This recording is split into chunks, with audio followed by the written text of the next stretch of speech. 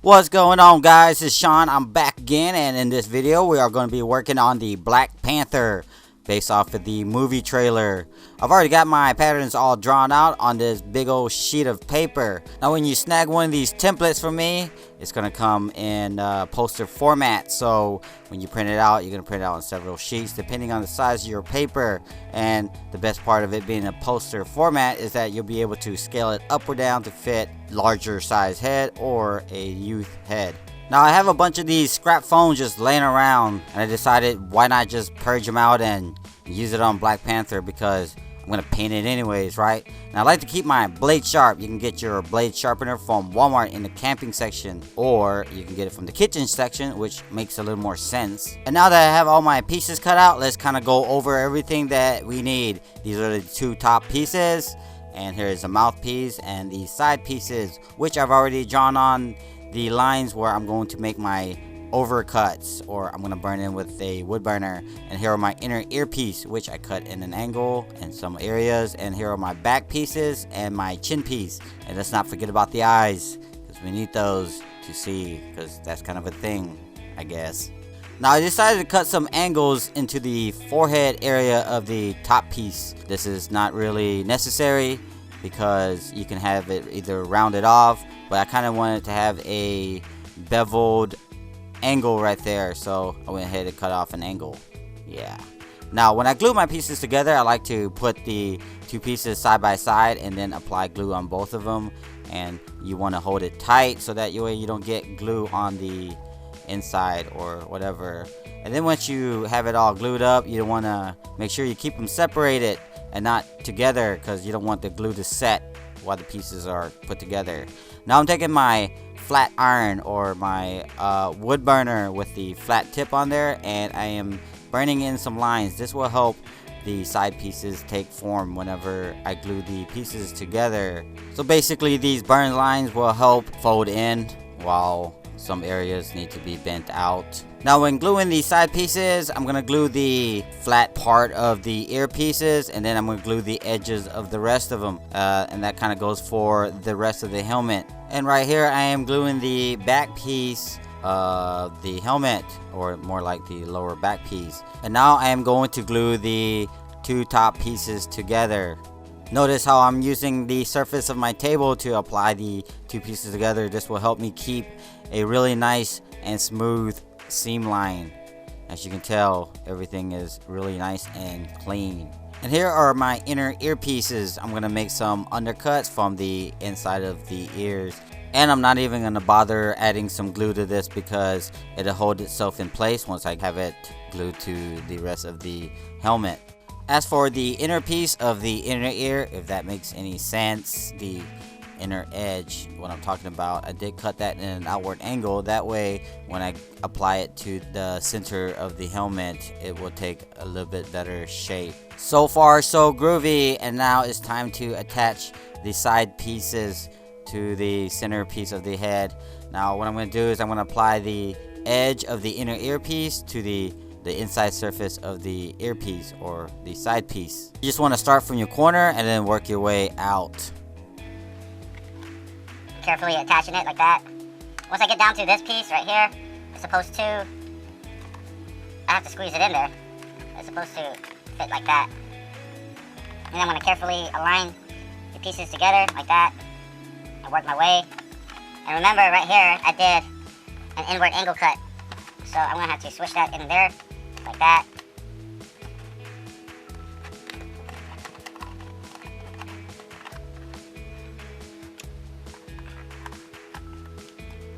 And make the inner earpiece go to the inside of the ear, just like that.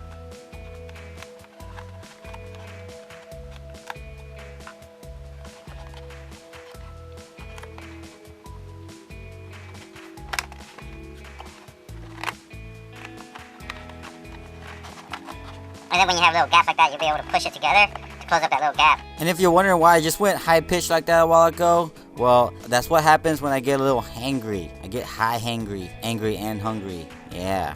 So now I'm working on the mouthpiece. I glued the chins together, and now I am gluing the lower chin together. Now I did cut the mouthpiece in an inward angle cut. That way when I glue the lower chin piece together, it kind of takes its form a little bit better.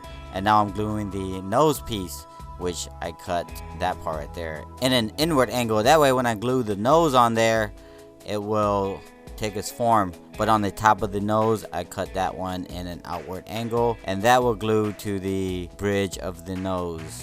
When you're done, you should have something that looks like this. Here is the top piece. I'm going to go ahead and attach the lower back helmet to the top part of the helmet, and this will make it easier for me to attach the front after I get the sides and the back put together. You should have something that looks like this. After staring at this multicolored Black Panther helmet, I thought it looked kind of cool, so I was thinking maybe one of these days I'm gonna make a helmet that's just multicolor. I mean, this looks like something I'd probably wear back in the 80s, maybe 90s, back when multicolor shirt was a thing. But you know, some of you guys probably don't know what that is. Now when I'm attaching the front to the side pieces, you want to make sure that you get it nice and smooth and carefully on there, just like that. And then I have this little access area right here that I'm just going to take a pair of scissors and trim off and give it a nicer, cleaner look.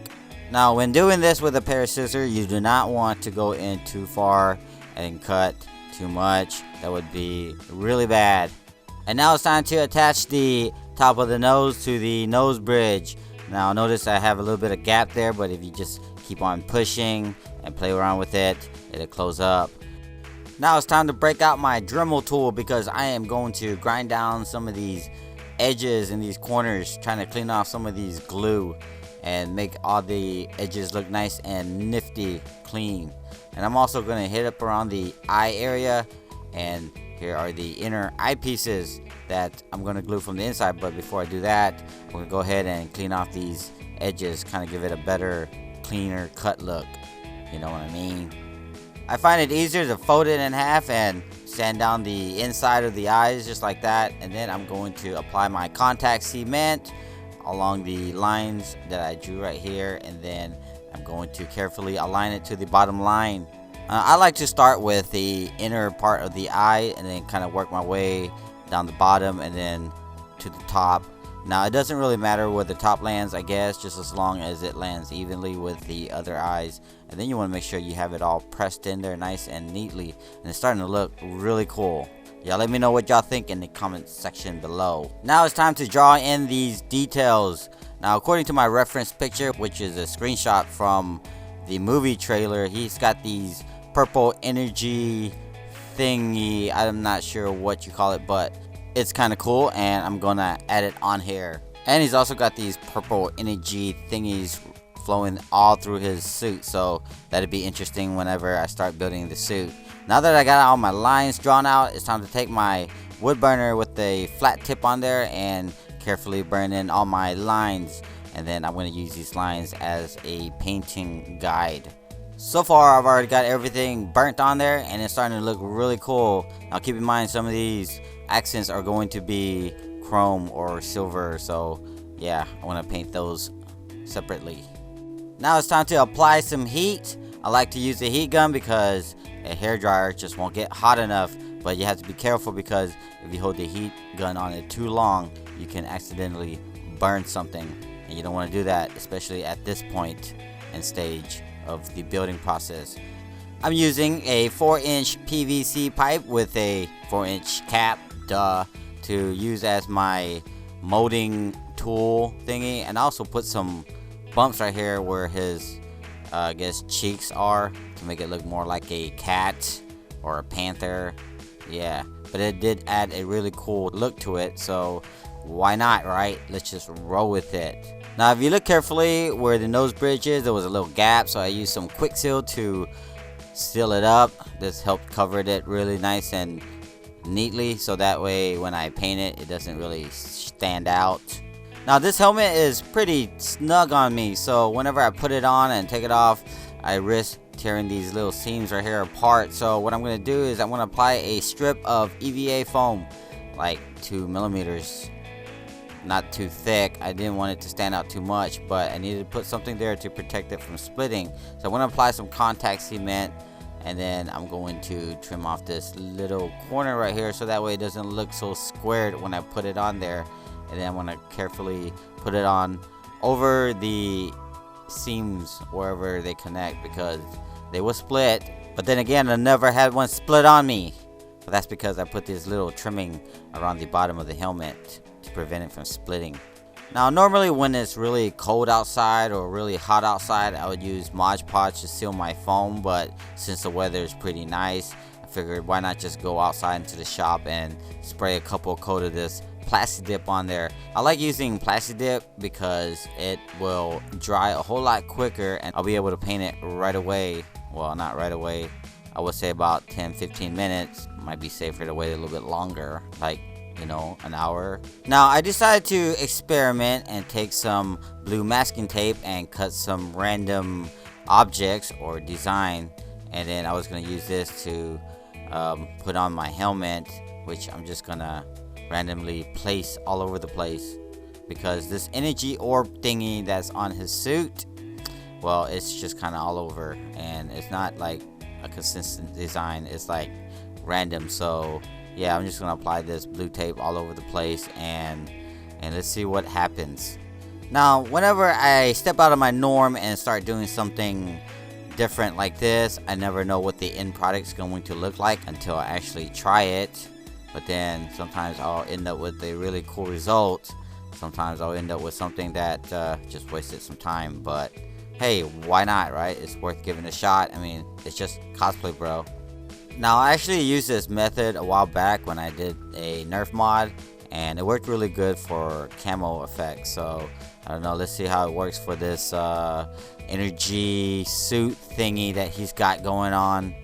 Now I picked up some purple from Walmart. I actually picked up a couple purple. This one said deep purple on it, but when I took a closer look at it, it was like not so deep. It was like light purple, but maybe it was because it's still wet, and I'm going to try to airbrush it on, and once it's dry it might end up darker. Well, that's what I thought. I'm gonna mix up some acrylic paint with some water and stir it up. I don't have a formula or a recipe for thinning down acrylic paint. I just thin it down enough to where I think it'll feed through the airbrush. Now each paint is different. Like matte color paint, they're a little powdery, so they are going to take a little more water to water down, whereas glossy paint doesn't take up as much water. Now I'm just gonna spray around the blue masking tape, but I'm not trying to get like a 100% coverage. I want the black to kind of bleed through just a little bit.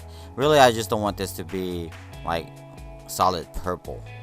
Now I'm gonna take my hair dryer. I'm gonna accelerate the drying process because impatient happens, and once it's all dried, I'm gonna go ahead and hit it again with another coat. And I think I ended up doing maybe 3 coats just to find out that I wasn't too happy with the color.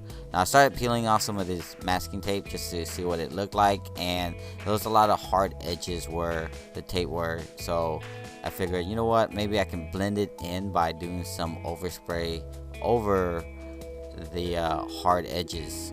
Now I'm just going to apply a pretty thin layer of purple paint on top of that, and then I eventually went to Walmart and bought me the darker purple, a purple that I was a lot happier with, and I put a really thin coat of that on top of the light purple, and then went ahead and painted the rest of the helmet black because duh, Black Panther. So far so groovy, and I hope you guys are digging my new Black Panther helmet. You guys let me know in the comments section below, and don't forget to hit that like button. And if you want to see more picture, follow me on my Instagram, like me on my Facebook, and don't forget to subscribe to this channel for more awesome cool tutorials, because that's what we do here. Well, at least I try to. You know what I'm saying? Well, I guess that's it for this video. I will see you guys in the next video. See ya.